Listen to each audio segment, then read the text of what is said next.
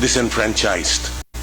As a lawmaker. Because yung iba po, binibigyan lang po ng permit to carry na with 500 rounds. Nanalo na nga sila with that eh. Yes, sir. Why do you have to loosen the law?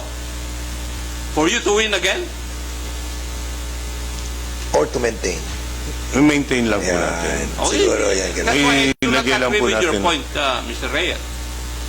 Kasi nga po, yung mga nakaraang mga chief PNP po, I'm not mentioning na, napunta po sa chief PNP ang pagbibigay ng permit to carry sa mga sport shooters wherein we do not carry, we merely transport the firearms. Hindi. Ang point ko, Mr. Reyes, with the Opo. present law, nanalo na kayo ng 1, 2, 3. Yun ang sabi mo eh. Opo. Tapos ngayon, luluwagan para magkaroon kayo ng 5,000 na ammunition for one. Kasi limited to 500 according to the law. Mr. EFREN Reyes, kasamahan ko sa pelikula. Ilan ba napatay mo sa pelikula using licensed Ilang firearms? beses na akong pinatay. Good morning, Mr. Chairman and Your Honor. You are now recognized, Mr. EFREN Reyes Jr. Go ahead. Thank you po. As a representative of Philippine Shooters and Match Officers Confederation headed by former TESDA Secretary Suharto Mangudadatu, former congressman too. I'm being the Vice President External of PISM. The position right now is I agree with mostly of all their resentments and with regards to the mga bills na they're trying to pass, and the position right now for PISM is with the shooters. Ever since the enactment of the RA 10591, we have been what you call this disenfranchised. As a lawmaker. Because yung iba po, binibigyan lang po ng permit to carry na with 500 rounds. Nanalo na nga sila with that eh. Yes, sir. Why do you have to loosen the law? For you to win again? Or to maintain. Maintain lang po natin. Siguro yan. That's why I do not Ilagay lang agree po with your natin. point, Mr. Reyes.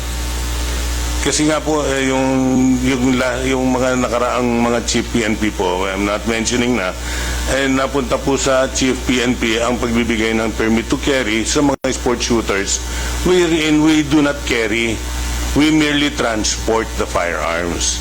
Hindi. Ang point ko, Mr. Reyes, with the Opo. present law, nanalo na kayo ng 1, 2, 3. Yun ang sabi mo eh. Opo.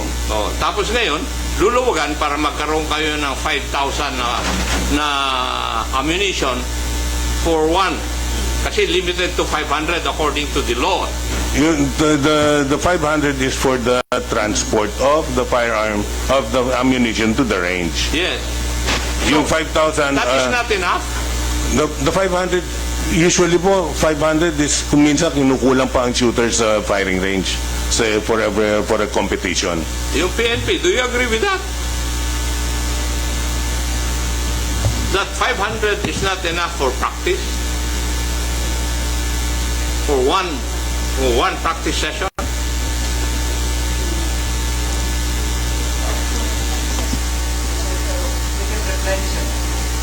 Under the law, they can replenish? What's the problem? Opo. Wala palang problema eh. So, sinasabi ni Chairman ACOP ay we created champions, di ba? The best, no? Using the present law. And in this bill, increasing the amount of ammunition, no? Parang hindi natin nabibit yung purpose, di ba? Unless that we wanted to have more champions, no? In different categories. So probably that's the best answer. Yes, Mr. Chairman, we will just submit our position paper later. Alright.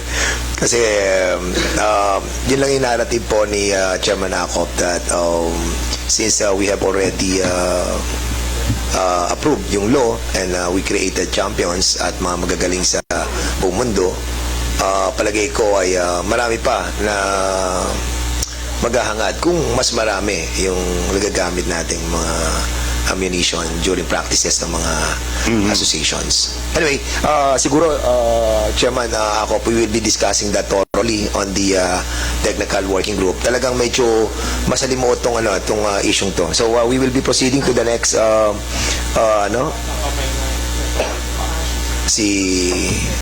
Mr. Tapasio, are you raising your hand? Yes. Okay, go ahead, please. Mr. Chair, to answer the question lang of the good Congressman ACOP, I think si Mr. Reyes, hindi niya masyado explain.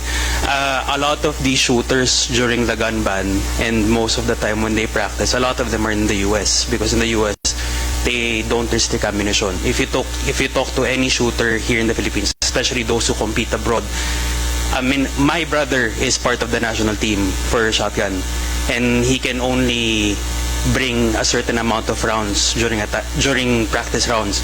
The minimum amount of ammunition, if you want to train competitively, if you want to go to the World Cup, if you want to join the Olympics or the SEA Games, is at least 1,000 to 1,500 rounds a day. And we are only being allowed, I believe, if you're a sports shooter, 500.